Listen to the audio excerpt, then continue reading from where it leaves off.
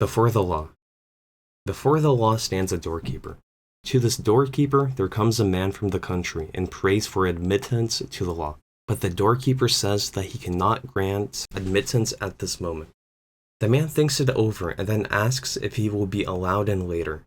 It is possible, says the doorkeeper, but not at the moment. Since the gate stands open, as usual, and the doorkeeper steps to one side, the man stoops to peer through the gateway into the interior. Observing that, the doorkeeper laughs and says, "If you're so drawn to it, just try to go in despite my veto. But take note, I am powerful.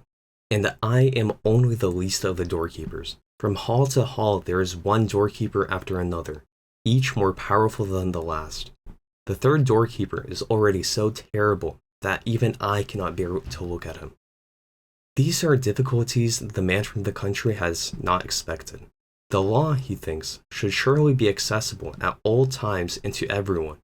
But as he now takes a closer look at the doorkeeper in his fur coat, with his sharp nose and long, thin tartar beard, he decides that it is better to wait until he gets permission to enter. The doorkeeper gives him a stool and lets him sit down at one side of the door. There he sits for days and years. He makes many attempts to be admitted, and wearies the doorkeeper by his importunity.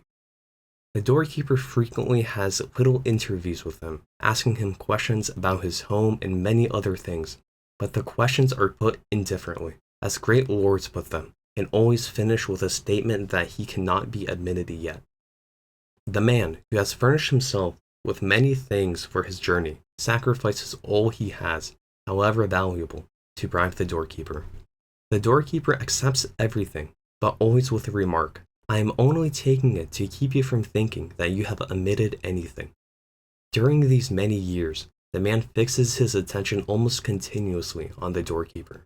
He forgets the other doorkeepers, and this first one seems to him the sole obstacle preventing access to the law.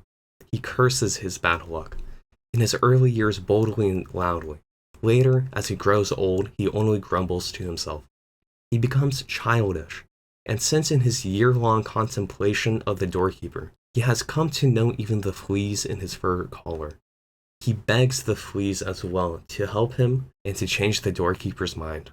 At length, his eyesight begins to fail, and he does not know whether the world is really darker or whether his eyes are only deceiving him. Yet in his darkness he is now aware of a radiance that streams inextinguishably from the gateway of the law. Now he has not very long to live. Before he dies, all his experiences in these long years gather themselves in his head to one point, a question he has not yet asked the doorkeeper. He waves him nearer, since he can no longer raise his stiffening body. The doorkeeper has to bend low toward him, for the difference in height between them has altered much to the man's disadvantage. "What do you want to know now?" asked the doorkeeper. "You are insatiable." "Everyone strives to reach the law," says the man. "So how does it happen that for all these many years no one but myself has ever begged for admittance?" The doorkeeper recognizes that the man has reached his end, and, to let his failing senses catch the words, roars in his ear. "No one else could ever be admitted here, since this gate was made only for you. I am now going to shut it."